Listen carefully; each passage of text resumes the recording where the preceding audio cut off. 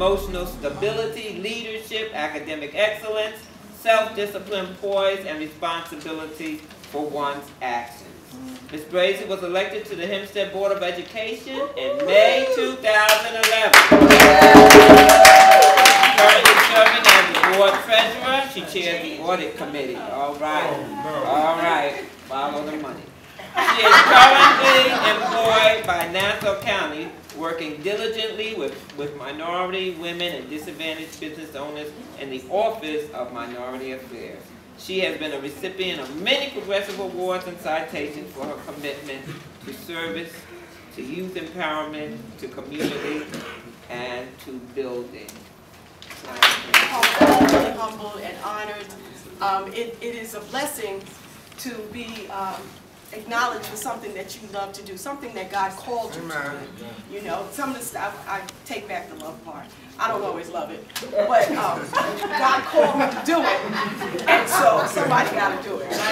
Amen. And so I love this center too. I mean, this is absolutely amazing. And so this is not a debt I owe. This is a seed I sow. And because I believe that seed, God already knows. Our children deserve They deserve to be loved, honored, nurtured. They deserve us to walk in our authority so they'll know what their walk and what their authority is. And I just thank God for using people like Sister Elaine and all of you so that we know who we are and we're not trying to be the children and trying to be their friends. We're being who God called us to be so our children can be great in Him. Amen? Amen.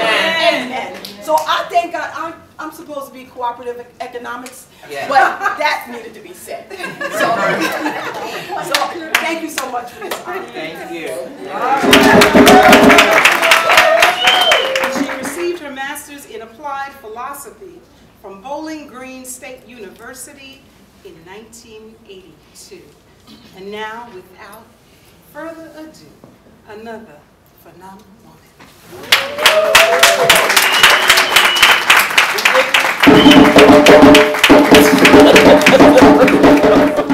My sisters, this is really an honor. It's been an amazing day. I really pressed my way. I thank God for Tony Kelly and my sister. I guess I was wrestling with an angel.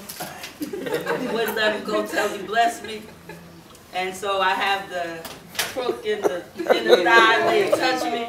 But I am blessed. And I have had such a day of remembrance today, from walking in and seeing Sister Banks and her baby, and these sisters who I had forgotten, but we raised our children together. And seeing these young people today, I have always said to my children, there are 3 generations to break the cycle of poverty, and you are the 3rd generation. And I have seen that manifested today with our children. And sisters, I have to say, the Lord said to us in your living room years ago that if we were about His work, our children would be blessed. And I have to touch and agree with you two on the times that we stayed in that living room, organizing on this hand, praying and covering the children on this hand, and praising God, and it has. And I see the fullness of blessing when I look at the children and grandchildren that we raised. And we are the generation that did not get the torch passed on to us. They skipped us or tried. There were plenty of meetings when we was, wait, and it was our turn to talk. But the old and the greedy was trying to steal everything. And those of us that were still out and needy had to just put our gloves on, and we had to use the solid educations that they gave us and the equal opportunities that were created for us. Because we stand here because the generation before us looked out for us. And we are, I know I am, and I'll say it all the time, all the things that they say don't matter. I am an affirmative action baby. I am a CETA. My first job was CETA. My mother worked for Manpower. We went to the Black Experience. That's what brought the communities together. North Hempstead, Hempstead, South Hempstead, everybody, every black community. We talked about Lakeview, EOC, Five Towns, EOC, Manhasset Great Neck, EOC, Hempstead, EOC, John Kearse, and the brilliant vision that married our community and really created the 18th Assembly District that gave birth to the legislative body and dismantled the apartheid in the town. And our generation, who were very well prepared and very well educated, they decided they didn't want us around. And those of us that stuck around, we paid the price. Because they wanted to overlook us and act like we didn't exist because we had been raised in a community where community values were important and respected and passed on without any special programs and services.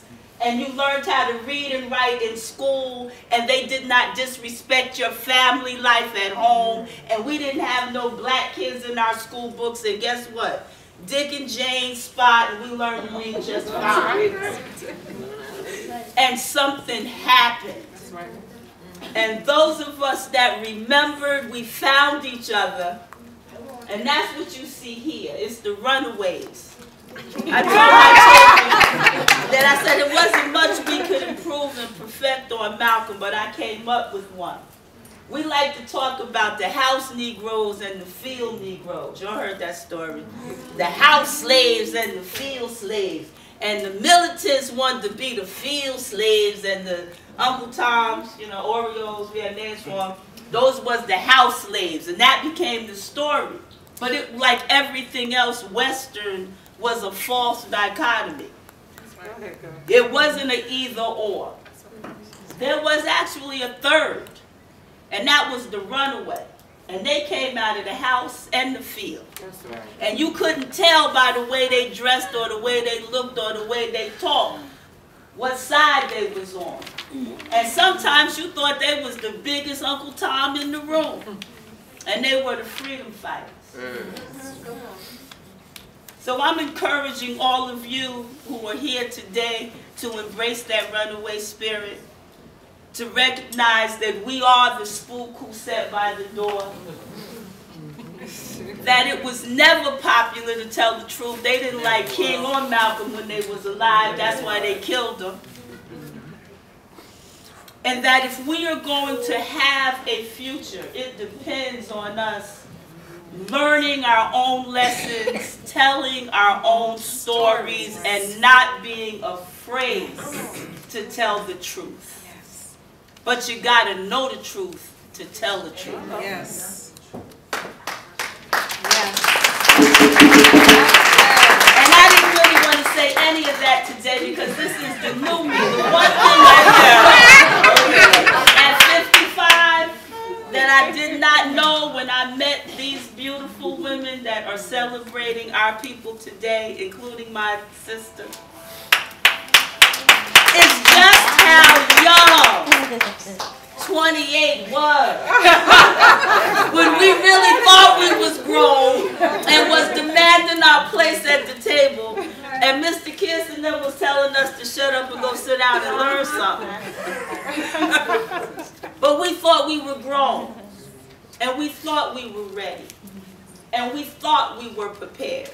And thank God for our mothers and fathers and those in our community that raised us so well, including my grandmother who bought the house around the corner on Broadway. So we have Manhasset, Westbury, and Hempstead roots in my family, 5 generations. But the one thing that they did do is they told us to always be prepared, always be poised, and it's not enough to be good. You have to go the second mile and be better. That we have a responsibility to ourselves, our families, and our communities, and that it will be there if we make a way for it to be there. And if not, stop whining and go home. Amen. God bless you. God bless you.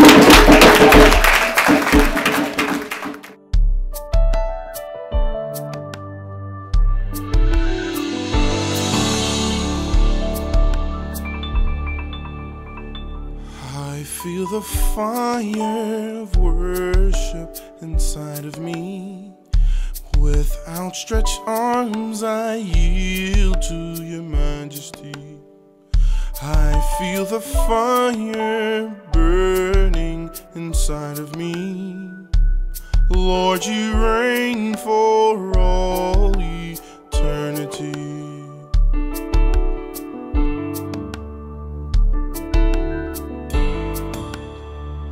I feel the fire of worship inside of me.